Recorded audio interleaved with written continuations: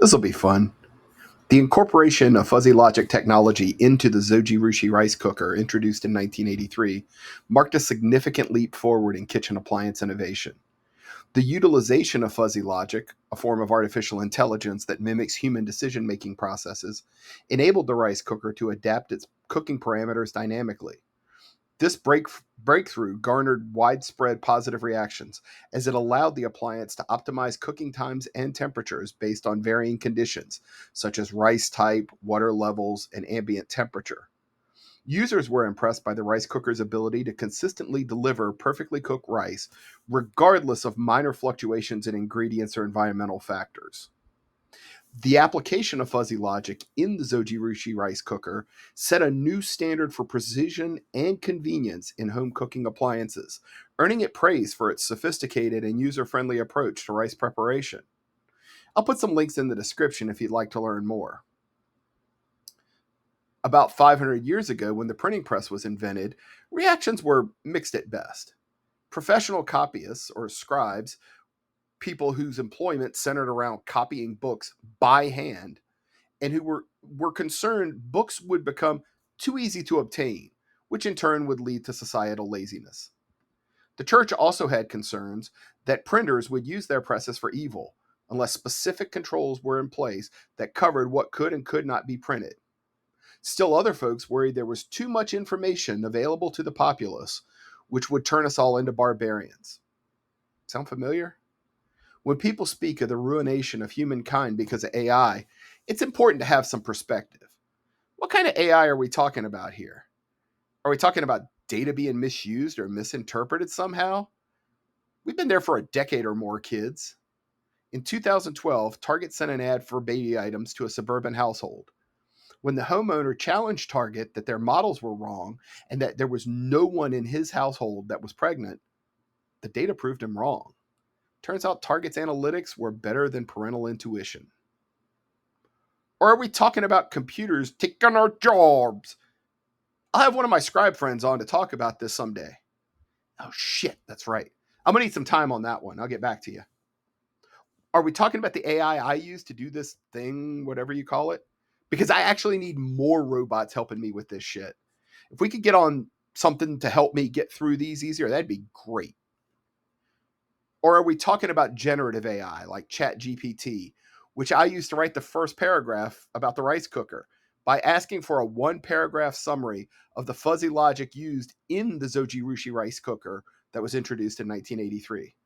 Yeah, probably that one. Generative AI uses computer models, massive sets of highly refined data, to basically make some really good ass guesses on this data. I'm not underselling this power at all, but I'm not overselling it either. Not yet, anyways. Humans have had what I'm calling the organic advantage for all of existence. We don't need computers, or printing presses, or rice cookers to live our lives. These things help us in our lives, but they aren't necessary. The same is not true for the things in that list, though. They all need humans to have relevance. True artificial intelligence is a misnomer in and of itself, for now. Human intelligence is a multifaceted and complex cognitive capacity encompassing a wide range of abilities, including but not limited to problem solving, learning, reasoning, emotional understanding, creativity, and social interaction. It involves the integration of sensory perceptions, memory, language, and the ability to adapt to new situations. Human intelligence extends beyond mere information processing, incorporating aspects of intuition, empathy, and self awareness. Human intelligence is not only about analytical prowess, but also encompasses the capacity for abstract thinking, imagination, and the pursuit of knowledge for its own sake. It reflects a dynamic interplay between genetic predispositions and environmental influences, allowing for continuous growth, adaptation, and the pursuit of meaningful goals throughout a person's life. All right, AI, type that bit about human intelligence for me too. I'm lazy. Those 15th century scribes were right. I did that intentionally, figuring that a computer could summarize a complex thought like that better and remarkably faster than I could. I was right. Though, AI, can we talk for a second? You got a bit ranty there. I'm a pro at that shit. You should probably dial it back just a notch. AI also made the same points I would have made. We humans use all of our available senses when we make decisions.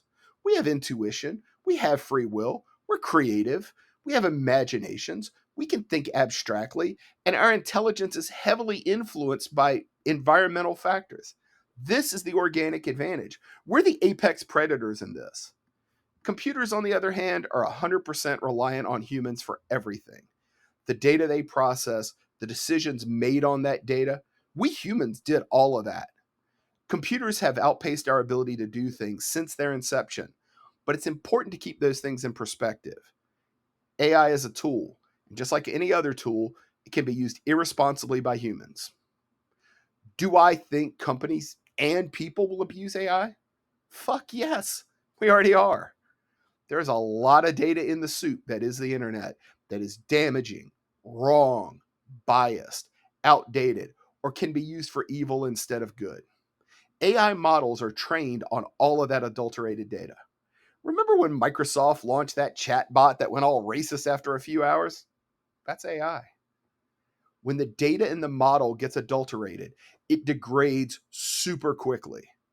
Perhaps renowned mathematician Gottfried Leibniz said it best when he opined that all of humankind would fall back into barbarism should this developed technology be allowed to go unchecked. At least that's what he intoned in his letter to Louis XIV back in 1680 when talking about the printing press. Will the workforce change in response to this progress? Fuck yes, it already has. Jobs will be created and destroyed as we navigate this process. But is this bad? I mean, does the world really need more scribes? As a society, we're moving up the stack. We need to use computers to backfill the stuff we used to do so we can do cooler stuff. The same thing happened with printing presses and horseless carriages and the Victrola. Humans took these ideas and made them better over time. I mean, let's face it, humans are unreliable. Computers are faster, more accurate, can access more information faster, and process that information better, more reliably, and less expensively than any number of humans. I mean, are you telling me that the quality of care provided by a single human physician, even after consulting with a group of other human physicians, can't at least be helped somewhat by systems that have access to nearly infinite data provided by doctors from across the globe? The computer isn't interacting directly with the patient. It's taking information provided by caregivers and comparing that with historical information from other patients and providers and looking at that data in ways we humans simply cannot, at least not nearly at the speed and with the accuracy, reliability, and efficiency with which information systems can. Computers interact with other computers based on protocols, structures, logic, etc., all designed by humans. These are absolutes beyond any technical advancements I'm aware of. I'm no expert, but we haven't reached mind AI yet. I've said that when AI makes friends on its own, I'll be worried. If an executive at company A decides to leverage their AI with the AI produced by company B, that is humans making decisions. It's not great, but it's far from the singularity. Now, if company A's AI finds and discovers a way to manipulate company B's AI on its own, and someone discovers that they've been working together after the fact, that's going to be scary. It's not free will, but it becomes alarming at that point. Even more so if the two AIs start making inferences based on data alone and end up adulterating one another's data.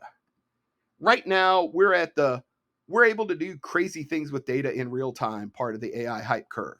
There's been no cognitive jump that I've seen. The AI hasn't said, actually, your hypothesis is flawed. To test this, I just Googled an example of a flawed hypothesis. Doing homework has no direct impact on academic performance. And then I asked AI to both defend and challenge this notion. And it did so pretty flawlessly in both cases. I'll put the results in the description or comments or something. I'm still figuring out how all this works. Point is, AI is only as good as we humans can make it.